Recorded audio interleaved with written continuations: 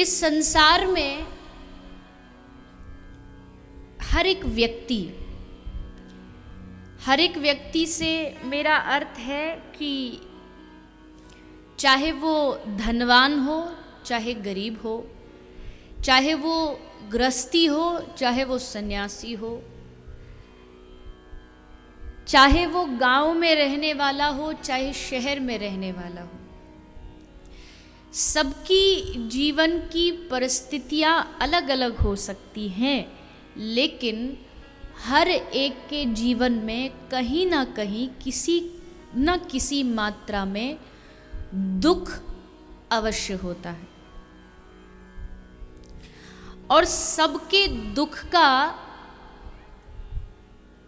Definition, सबके दुख की व्याख्याएं भी अलग अलग होती हैं। अगर कोई आदमी सोचे कि बहुत धन वाले ही दुखी होते हैं तो ऐसा भी नहीं है। जिनके पास धन नहीं है वो धन कमाने के लिए दुखी है, और जिनके पास धन है तो वो धन छुपाने के लिए दुखी है। छुपाने के लिए मतलब जब अधिक काला धन एकत्रित हो जाए तो उसको फिर सेट करना भी तो मुश्किल हो जाता है। कोई खाने के लिए दुखी है, किसी के पास भोजन नहीं तो कोई खाना पचाने के लिए दुखी है। आप लोग गांव में रहते हो, फिर भी शहरों के हिसाब से अभी भी गांव में थोड़ा सा दिनचर्या ठीक रहती है। सुबह सुबह उठते हैं, ताज़ा हवा लेते हैं, फिर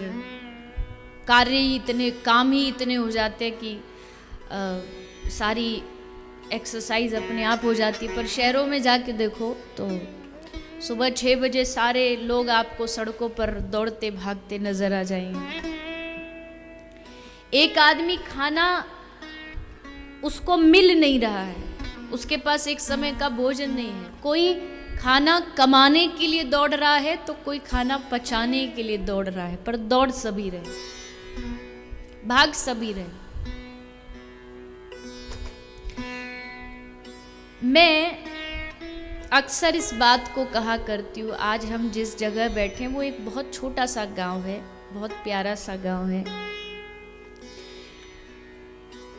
कई बार हमारे मन में कुछ वस्तुओं को देख कर के आने लगता है, काश हमारे पास भी बहुत बड़ा बंगला होता, काश हमारे पास भी ऐसा होता, काश हमारे पास भी वैसा होता।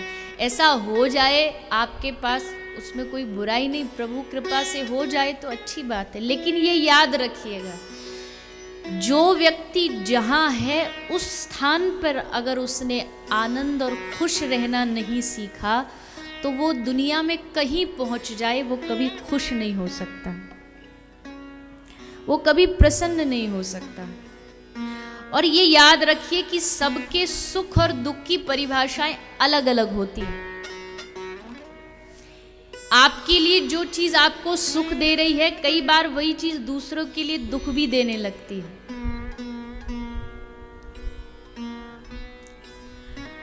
उदाहरण के लिए, एक छोटे से उदाहरण से समझिए।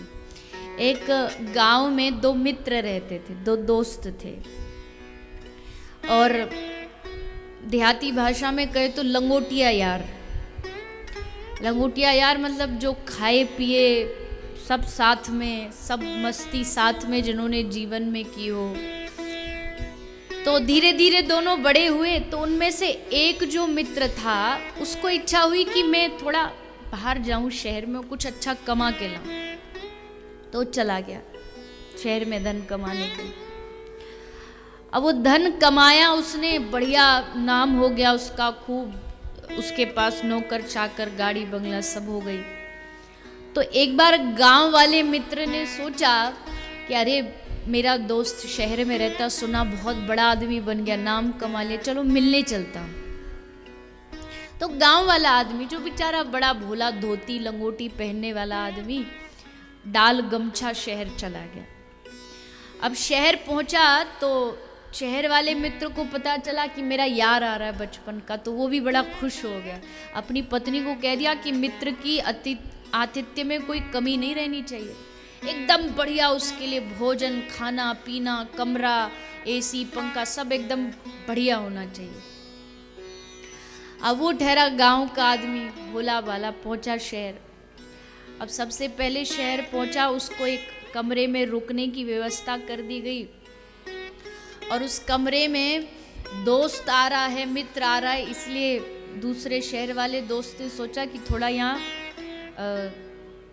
रूम फ्रेशनर मतलब जो सेंट होता है वो थोड़ा डाल दूँ तो उसको अच्छी अच्छी खुशबू आए। अब वो व्यक्ति गया, उसको थोड़ा सा वो ऐसी खुशबुओं से एलर्जी थी तो जाती खोपड़ी में दर्द हो गया। पहले तो सर में दर्द, फिर उसने सोचा कि दोस्त के लिए भोजन कैसा बनाएं। तो उसकी जो पत्नी थी शहर की थी तो उसने बड़ी छोटी छोटी पतली पतली सी प्यारी प्यारी सी रोटी बनाई, ऐसी रोटी की फूंक मारो तो उड़ जाए।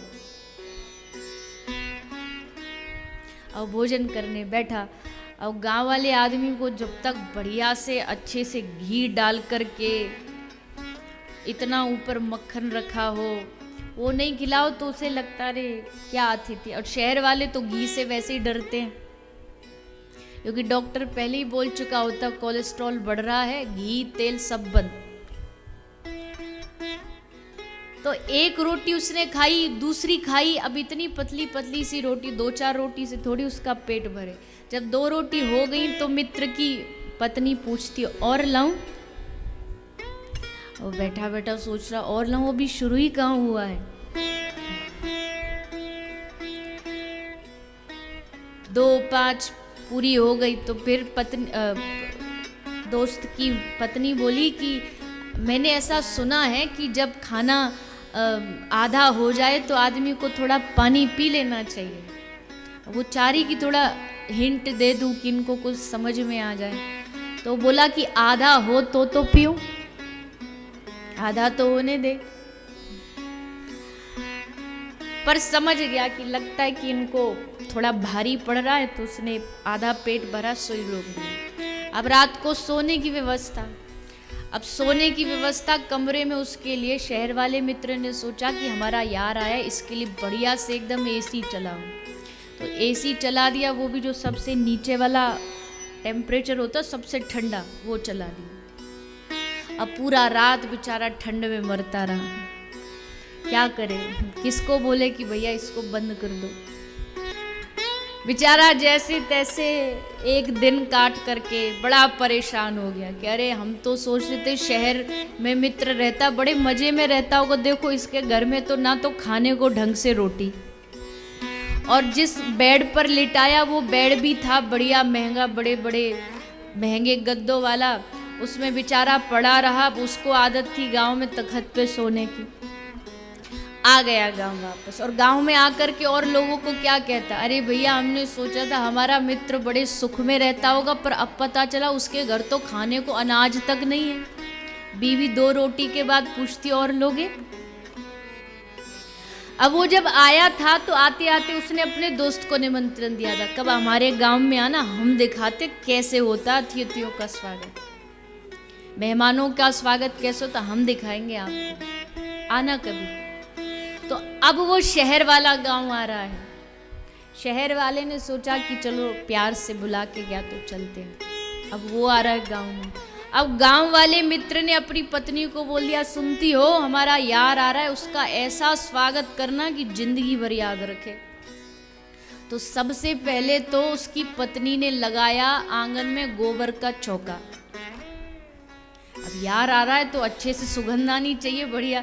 वहाँ उसके रूम फ्रेशनर से खोपड़ी में दर्द हो गया, यहाँ ये आया तो इसकी गोबर की महक सूंघ सूंघ करके इसके माथे में दर्द हो गया। बोला भोजन ऐसा कराना जो याद रखे। क्या हमको वो रोटियां पकड़ा दी, एक टूक में खाओ तो खत्म। अब पत्नी रोज बनाती थी 1.5 इंच की, आज बना दी 2.5 इंच की। दोस्त आ रहा शहर से, खातिरदारी करनी है अच्छे से, और उसके साथ बढ़िया सी चटनी और दे करके मित्र को खिलाई। अब बेचारा खाए तो मुंह दुखे। रात्रि सोने की व्यवस्था कहाँ करी, बोले एक तखत डाल दिया। अब उस आदमी को कहाँ तखत पे सोने किया, तो सुबह जब जागा तो कमर 3 जगह से टेढ़ी हो चुकी थी। अब हिल हिल करके चल रहा है। अब सुबह बेचारा परेशान और सोचता है, अरे देखो देखो मेरा मित्र बेचारा कितना गरीब है, कैसे कैसे अपना जुगाड़ कर रहा है, जो खाने को मिलता खा लेता है, कैसा छोटा सा घर है, बड़ा दुखी है। गांव वाला सोचता है कि ये शहर वाला दुखी है और शहर वाला सोचता है ये गांव वाला दुखी है। पर याद रखना कि सबकी सुख दुख की परिभाषाएं अलग अलग होती हैं, पर सबका दुख होता अलग अलग। हाँ, कोई चीज हमें दुख लगती हो, दुख नजर आता हो, लेकिन सामने वाले को उसी में सुख नजर आता हो। जिसको उसमें सुख नजर आता हो शायद हमको उसमें दुख नजर आता हो। सबकी दुख सुख की परिभाषाएं अलग है। बस इतना जरूर याद रखना है कि कोई तन दुखी, कोई मन दुखी, कोई धन बिन रहत उदास, थोड़े थोड़े सब दुखी, पर सुखी राम को दास, सुखी कृष्ण को दास। कोई है इस दुनिया में जो दुखी ना हो, या जिसको जीवन में कभी दुख ना मिला हो? कोई नहीं सकता।